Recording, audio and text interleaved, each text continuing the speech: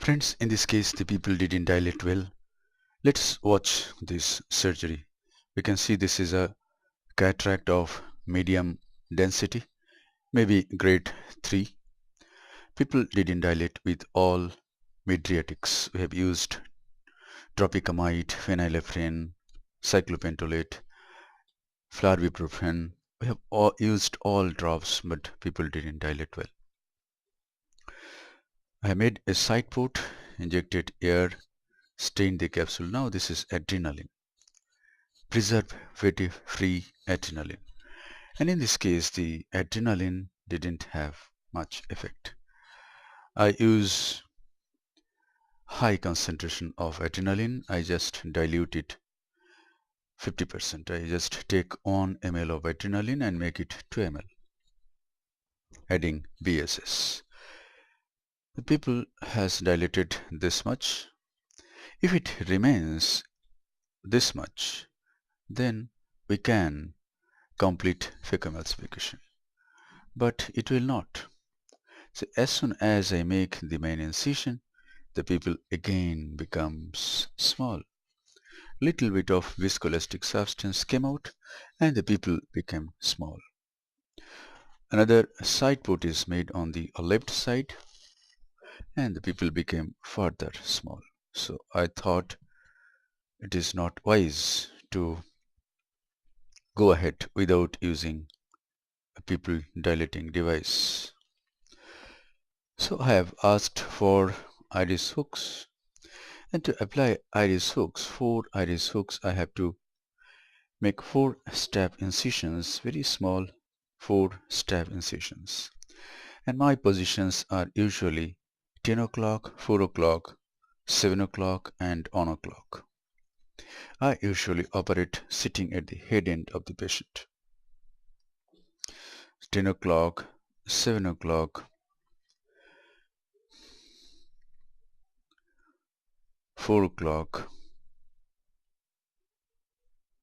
and 1 o'clock. My main incision is at around 11 o'clock. So these stab incisions are 3 clock hours apart, 4 stab incisions, and if we can give the incisions at right place, the pupil, and pull the hooks, the pupil takes the shape of an square. And in this case it happened. I'm happy that I'll be able to show you that if we make the stab incisions 3 clock hours apart, then the pupil takes the shape of a square.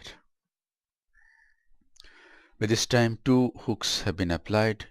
Now how to apply hooks? Just retract the silicone guard, hook the pupillary margin. In this case the silicone guard was not retracted to proper distance and it was not hooking properly.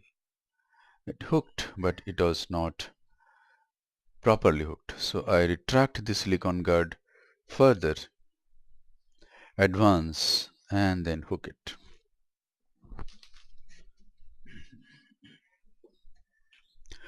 This is the 4th hook. The silicone guard is retracted backward. The pupillary margin is hooked. We may have to turn the silicone guard to position it in such a way that you can hook the pupillary margin. Let's see in this case. The pupil has taken the shape of a square.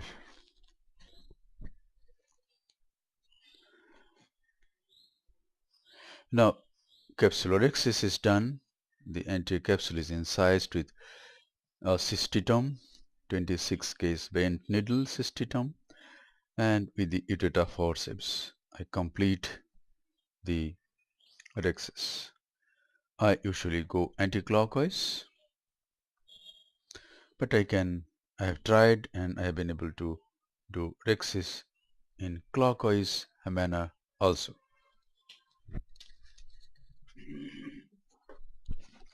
With my left hand, I find clockwise movement is easier with my left hand, more natural, but with my right hand, anti-clockwise movement is more natural, more inherent.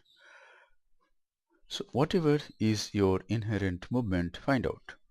And you have to make the flap, hold the flap, and then move accordingly. Hydrodissection has been done, nucleus has been mobilized. In this case, I asked my fellow to enter into the antechamber with the Phaco handpiece, but she struggled a lot, and there was some iris chafing just in front of the main incision. See how to enter into the antechamber. Just go in, bevel down, glide over the, you can support the iris with the second instrument, and that's it. Now you turn the Phaco handpiece and you start the case. This is the technique of Dr. Arul Manivarman of Chennai, founder of Uma Eye Clinic, fantastic clinic with all modern equipments. He makes a pit just in front of the main incision and then does this kind of direct chop. So direct chop is very easy, actually easier than making a trench and divide and apply counter force, apply opposite forces, divide the nucleus. All those things are okay, but this direct chop is so easy in this kind of cataracts. Cataracts of medium density. That's it. The nucleus has been taken out. Now I come out, inject some viscoelastic substance.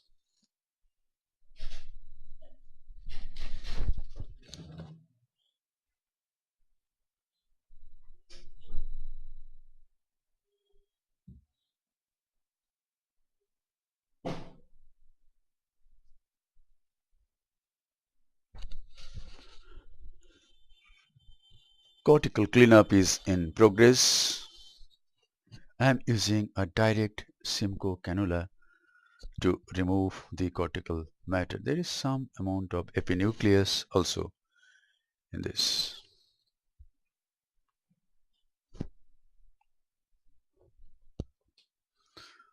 I'm going through the main incision and see there's a lot of small nuclear fragments may be there. We must take those fragments very meticulously. Otherwise what can happen is after 1 month one small nuclear fragment will be seen at 6 o'clock anterior chamber angle and the overlying corneal endothelium will be decompensated. There will be localized corneal edema and looks so bad. This kind of small nuclear fragments must be meticulously removed.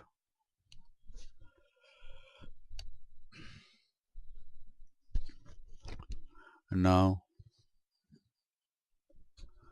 some viscoelastic substance is injected. There is some cortex at around 8 o'clock just in front of the site port incision in at 8 o'clock.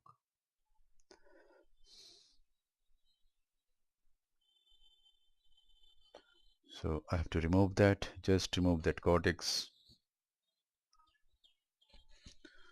Now before implanting the intraocular lens, I remove the 2 hooks, sometimes only 1 hook. In this case, I am planning to remove the hook at 1 o'clock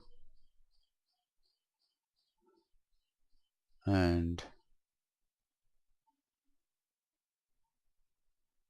the hook at 10 o'clock also is being removed.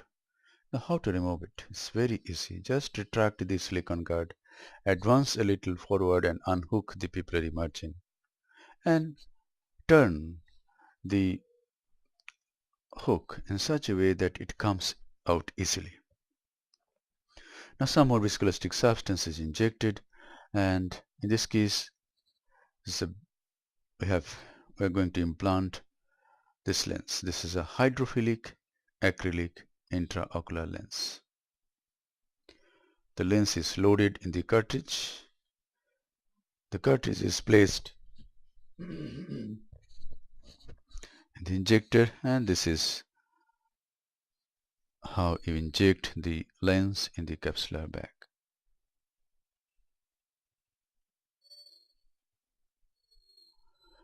Nowadays I can just nudge the lens with the chopper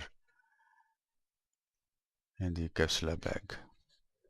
Sometimes I have to use a Sinskey hook through the side port, right side port, and dial the lens and place it in the capsular bag. Whatever is needed must be done. We must be very meticulous. We must use our intuition of common sense to do a nice surgery. Surgery doesn't take much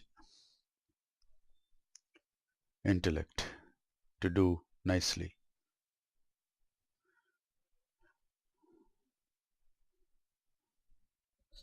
Just common sense.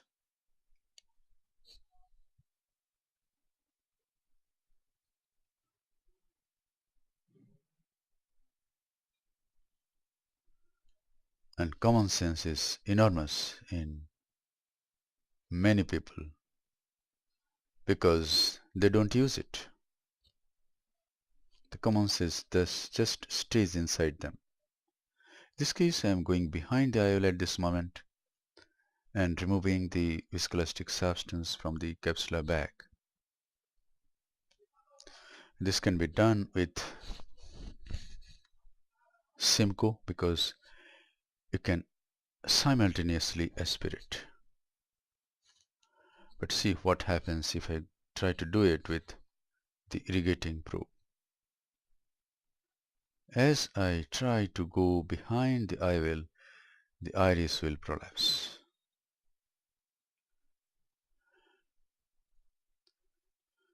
So I'm using both irrigation and aspiration and using the side ports for that. And I'm sure viscoelastic substance has been removed nicely, and the patient will have a nice post-op outcome. Thank you very much for your attention. Hope after watching this video you will never be afraid with small people. Whenever the pupil becomes small, just use hooks or some kind of pupil expansion device. You can have Malleogen ring, you can have VHEX, you can have lot of other devices. Thank you very much for your attention.